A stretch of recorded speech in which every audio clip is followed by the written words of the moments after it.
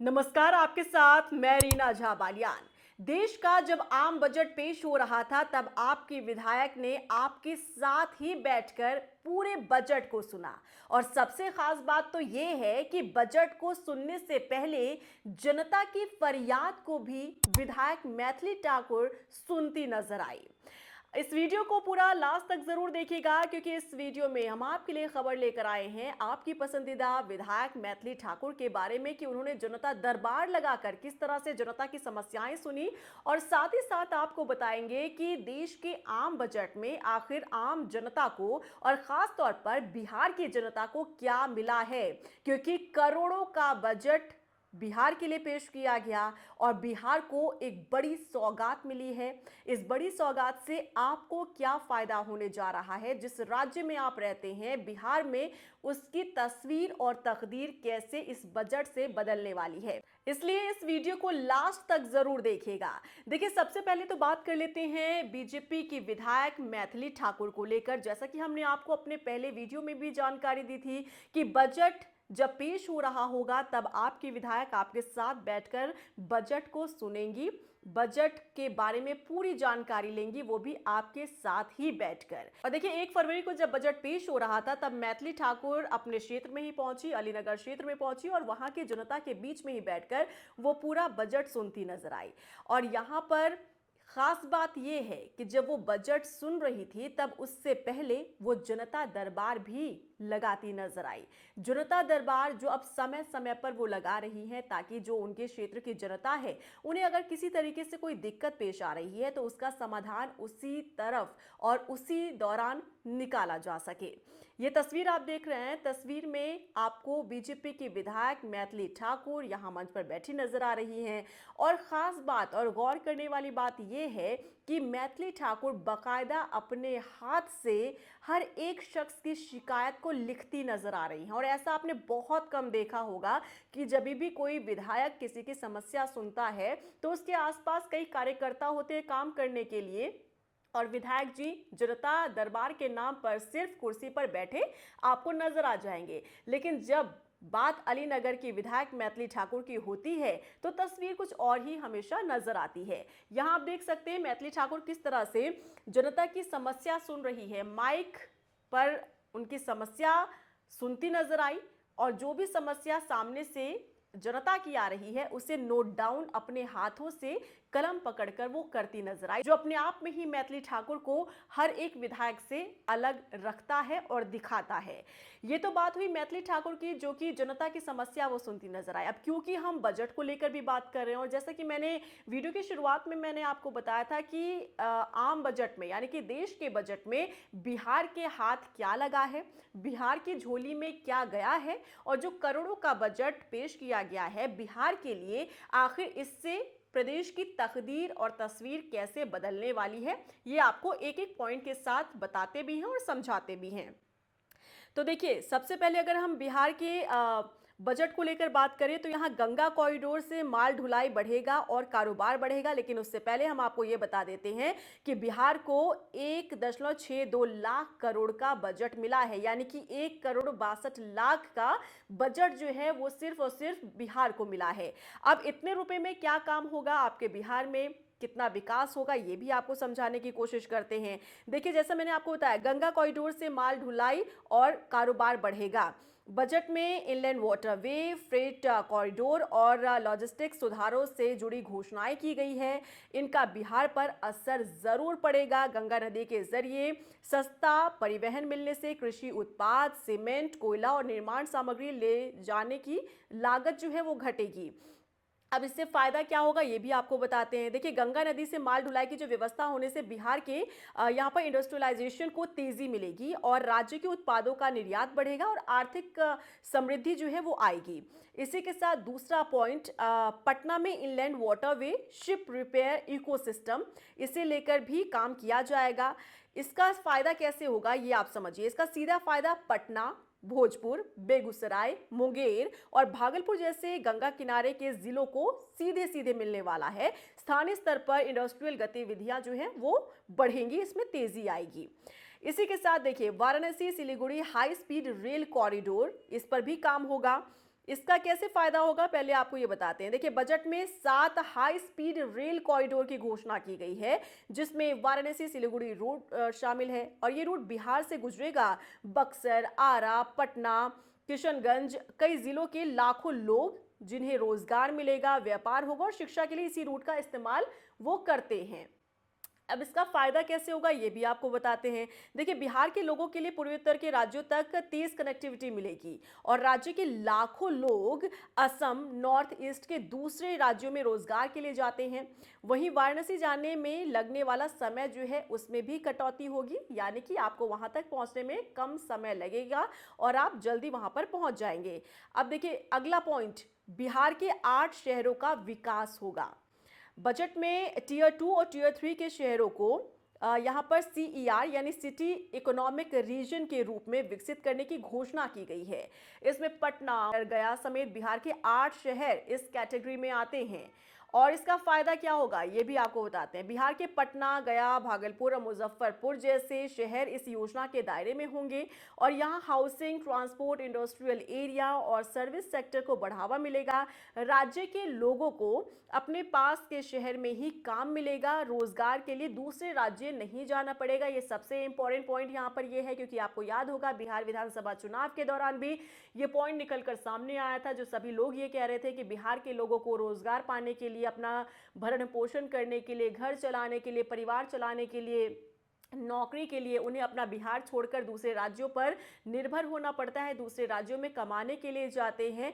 अब ऐसे में कहीं ना कहीं फोकस किया गया है कि रोजगार के अवसर जो है वो बिहार में ही पैदा हो सके, ताकि बिहार की जनता बिहार में रहकर ही काम कर सके और इसमें जनता को सहूलियत हो। अगला पॉइंट है, बिहार को 1,62,62,00,000 रुपए देने का प्रावधान हुआ है। बिहार जैसे कम राजस्व वाले राज्य के लिए ये बेहद अहम है। देखिए, बिहार सरकार अपनी बड़ी योजनाएं चलाने के लिए केंद्र से मिलने वाली मदद पर निर्भर है और केंद्र की मदद से राज्य सरकार शिक्षा, स्वास्थ्य, सड़क और ग्रामीण विकास जैसी बुनियादी जरूरतों को पूरा कर पाएगी। इससे आप सीधे सीधे ये समझिएगा। अब देखिए, पंचायत और नगर निकायों को सीधा फंड मिलेगा। बिहार के पंचायतों और नगर निकायों को सीधे केंद्र सरकार से अब पैसा मिलने वाला है। ये पानी सप्लाई, सफाई, सड़क, स्ट्रीट लाइट और ड्रेनेज जैसी स्थानीय जरूरतों को पूरा करने के लिए खर्च होगा और इस फंड से विकास के काम किए जा सकेंगे।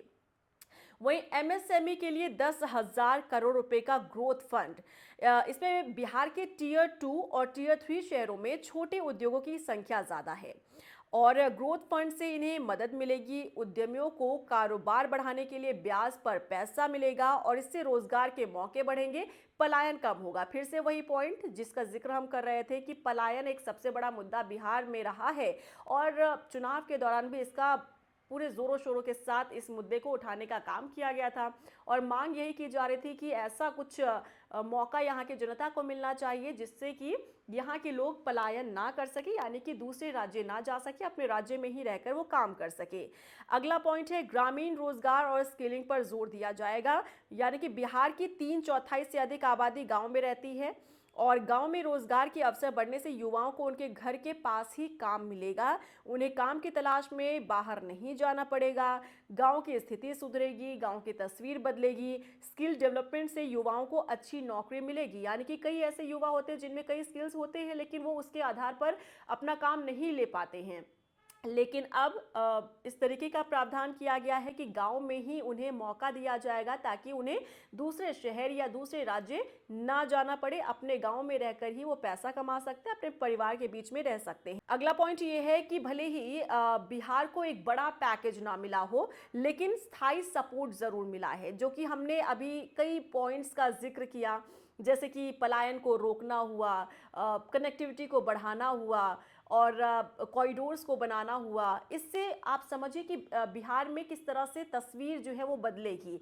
और क्योंकि पहले से ही अनुमान लगाया जा रहा था कि जब आम बजट पेश किया जाएगा ना, तब बिहार पर खास तौर पर फोकस किया जाएगा। हालांकि खुले तौर पर ये नहीं कह सकते कि बिहार को बहुत अच्छा बजट मिला हो, लेकिन जो सपोर्ट के लिए या फिर जो विकास के लिए जो रास्ता खोलने के लिए यहाँ विकल्प रखे गए हैं, वो कहा जा सकता है कि बिहार की जनता को कहीं ना कहीं सीधे तौर पर इसका फायदा जरूर मिलने वाला है। क्योंकि आप समझ सकते हैं किसी भी प्रदेश की जब हम बात करते हैं, वहाँ की सड़क अच्छी हो, वहाँ पर कनेक्टिविटी अच्छी हो, वहाँ के लोगों को रोज़गार मिले, तब इससे बेहतर और कुछ नहीं हो सकता है। क्योंकि किसी भी राज्य के विकास को आप तभी माप सकते हैं जब वहाँ के लोगों के पास रोज़गार हो अपने प्रदेश में, वहाँ की सड़कें अच्छी हो, वहाँ की शिक्षा अच्छी हो, वहाँ पर कनेक्टिविटी अच्छी हो, तो फिर और जनता को क्या चाहिए। और जब हम आम बजट की बात कर रहे हैं और आम बजट में बिहार के लिए जो पॉइंट्स रखे गए हैं, इन पॉइंट्स पर जब काम किया जाएगा तो यकीनन कहा जा सकता है कि बिहार में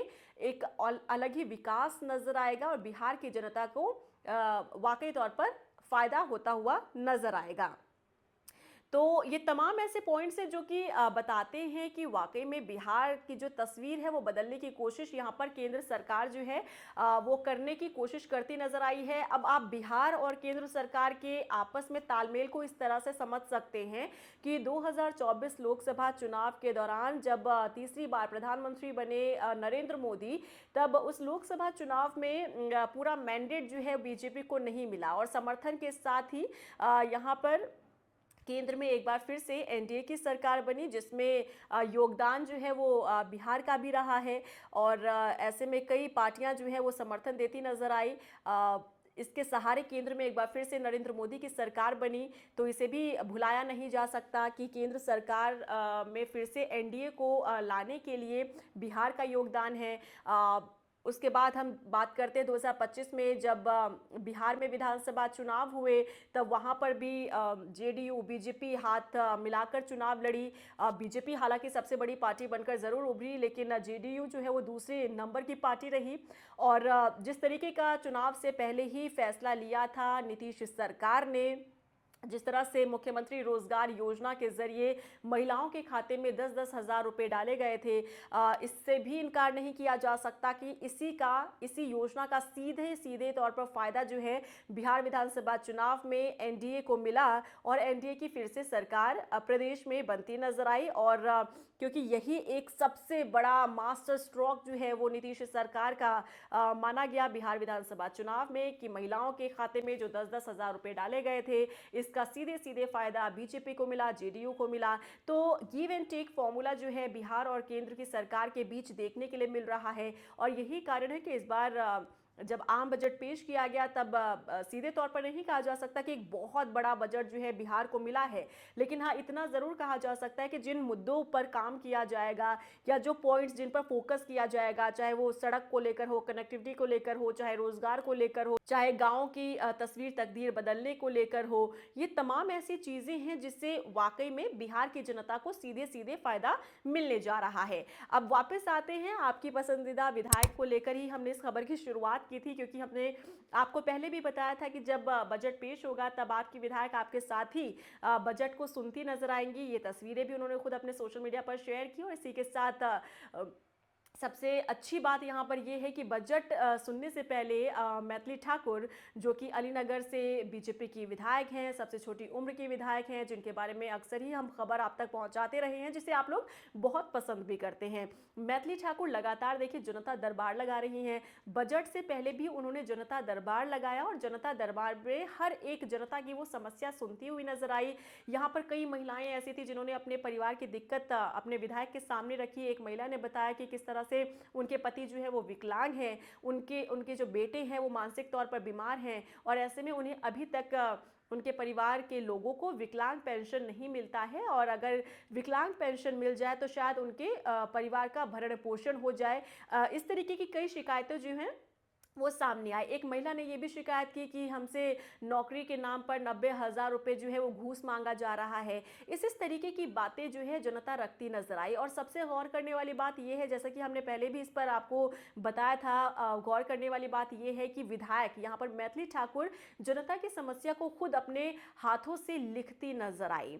ये सबसे खास बात यहाँ पर है, क्योंकि आपने अक्सर ही देखा होगा जब हम विधायक को, मंत्री को, सांसदों को देखते हैं, वो जनता दरबार लगाते हैं, जनता की समस्या सुनते हैं, तब आपको उनके आसपास कई लोग नजर आ जाएंगे और कुर्सी पर मंत्री जी बैठे नजर आते हैं या विधायक या सांसद बैठे नजर आते हैं और सिर्फ अपने कानों से जनता की समस्या सुनते हैं। लेकिन देखिए मैथिली ठाकुर को एक यही चीज जो है वो सारे नेताओं से, सारे विधायकों से, मंत्रियों से, सांसदों से अलग रखता है, बिल्कुल परे रखता है, क्योंकि जमीन पर रहकर खुद काम करने का अनुभव क्या होता है, ये मैथिली ठाकुर यहाँ सीधे सीधे उदाहरण पेश करती नजर आ रही हैं। यहाँ मैथिली ठाकुर ने खुद अपने हाथों से यहाँ जनता की क्या समस्या है उसे लिखने का काम किया। इससे पहले भी हमने जब आपको बताया था कि मैथिली ठाकुर ने अपने अलीनगर क्षेत्र में जनता दरबार लगाया था, लोगों की समस्या सुनी थी, तभी भी उन्होंने इस बात का जिक्र किया था कि जब आप कोई समस्या लेकर आते हैं हमारे पास तो आप ना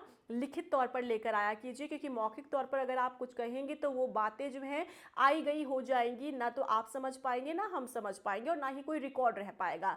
लेकिन जब आप लिख कर लाते हैं अपनी समस्या को तो फिर आसानी होती है हमें भी उस समस्या को सुनने में और उसका समाधान निकालने में। और इस बार जब आम बजट सुनने से पहले ही जनता दरबार लगाया अलीनगर की बीजेपी विधायक मैथिली ठाकुर ने, तब यहाँ पर वही तस्वीर नजर आई कि मैथिली ठाकुर एक के बाद एक जनता की समस्या सुन रही थी और उसे नोट डाउन अपने हाथों से करती नजर आई। और यही खास बनाती है मैथिली ठाकुर को और सबसे अलग वो नजर आती हैं। और यही कारण है कि आप लोग भी भर भर कर उन्हें प्यार दे रहे हैं, उनकी जमकर तारीफ कर रहे हैं, सराहना कर रहे हैं। फिलहाल बिहार को जितना मिला है आम बजट में उसे लेकर आपका रिएक्शन क्या है? क्या वाकई में आपको लगता है कि बिहार की तस्वीर और तकदीर बदलेगी या फिर वही ढाक के तीन पात रहने वाला है? क्या रिएक्शन है बताइएगा। नमस्कार।